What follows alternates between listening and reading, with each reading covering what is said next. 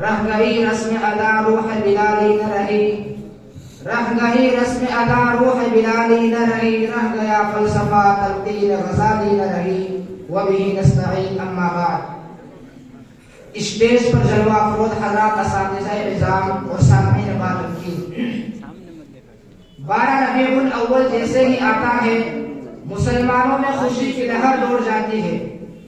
کچھ لوگ عید میلاد النبی مناتے ہیں، اپنے گھروں کو کمکموں سے سجاتے ہیں، کچھ لوگ اپنی مسجدوں پر طرف طرف کی روشنیاں جگمگاتے ہیں، کچھ لوگ نئے لباس پہنتے ہیں، ہر طرف گنبد خضرا کا سبز رنگ نور برساتا ہوا نظر آتا ہے۔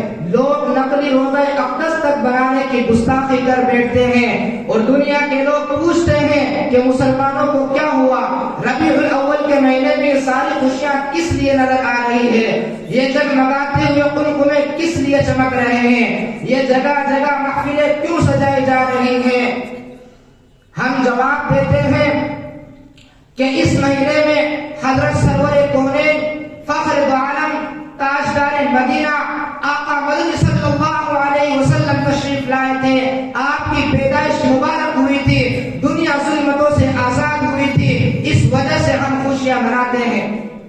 مگر دنیا کے کافر ہم سے پوچھتے ہیں کہ تم نے محمد عربی کے نام کو تو یاد رکھا ہے، کیا کبھی ان کے کام کے بارے میں بھی سوچا ہے؟ تم نے محمد عربی کی پیدائش کی تو خوشی منائی ہے، لیکن اس دین کا کیا ہوا جو وہ تمہیں دے کے گئے تھے؟ تم تو آج ہمارے سامنے جزیہ دینے پر مجبور ہو، ہمارے سامنے سر جھکانے پر مجبور ہو، ہمارے سامنے ٹیکس دینے پر مجبور ہو۔ تب مسلمان سوچتا ہے کہ واقعی ہم نے مدینے والے نبی کا نام تو یاد رکھا، ان کے کام کو بلا دیا، ان کے آنے کی تو خوشی منائی، مگر ان کے دین کو اپنے گھروں تک بھی گھسنے نہیں دیا، اپنے جسم تک بھی گھسنے نہیں دیا۔ محمد عربی آئے تھے، دنیا سے ظلم کا خاتمہ ہوا تھا، مگر آج ہم محمد عربی کی خوشیاں تو مناتے ہیں، خود ظالم بن چکے ہیں۔ محمد عربی آئے تھے، دنیا سے شرک کا خاتمہ ہوا تھا، آج ہم ان کی خوشیاں تو مناتے ہیں اور شرک کو ہم نے اپنے جسم و جان میں داخل کر لیا، اپنے حکمرانوں میں داخل کر لیا۔ محمد عربی آئے تھے، اسلام کو عزت ملی تھی، ہم نے اسلام کو ذلت کی طرف دھکیل دیا۔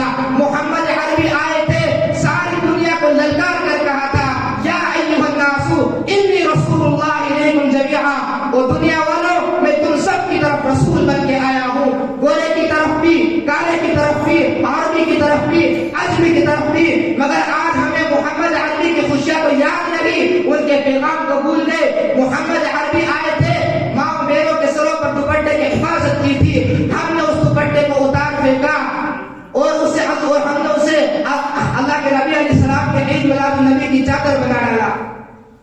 محمد عربی کی خوشی منانے والوں، صحابہ نے نبی کی جان کی حفاظت کی، نبی کے اقوال کی حفاظت کی، نبی کے افعال کی حفاظت کی، نبی کے دین کی حفاظت کی، انہوں نے تو نبی کے منہ سے گرنے والے لعاب کو بھی ضائع ہونے نہیں دیا۔ اور مسلمانوں، تم نے اللہ کے نبی کے دین کو ضائع کیا اور کہتے ہو کہ آقا تمہاری خوشیاں ہم مناتے ہیں۔ آج اگر محمد عربی کا دین زندہ ہوتا، محمد عربی نے تو دین ہم تک اپنے جسم پر پتھر کھا کر ہم تک پہنچایا تھا، اپنے جسم پر زخم کھا کر ہم تک پہنچایا تھا۔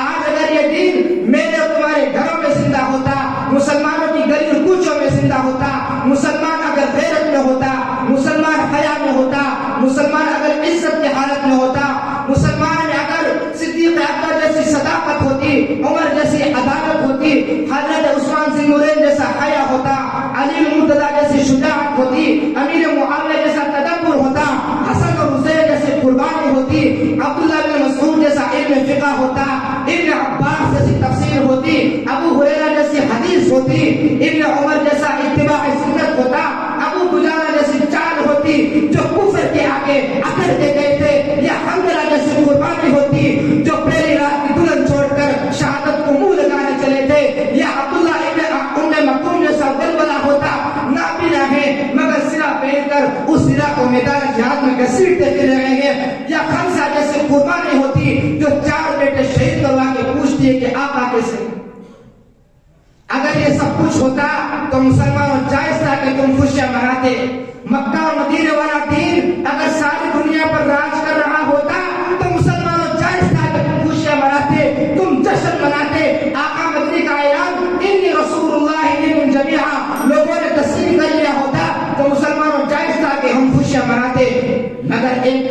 صحابہ ہیں، ایک طرف ہم جیسے نامراد ہیں، ایک طرف صحابہ ہیں اصحاب النجوم، وہ آسمان کے ستارے، اگر ان کی طرف کوئی تھوکے گا تو تھوک منہ پر گرے گا۔ ایک طرف صحابہ ہیں جنہوں نے نبی کے جسم پر پتھر تک نہ پہنچنے دیے، تیر تک نہ پہنچنے دیے، اور ایک طرف ہم ہیں کہ آقا مدنی کے دین کو صرف بازار فروخت کر دیا۔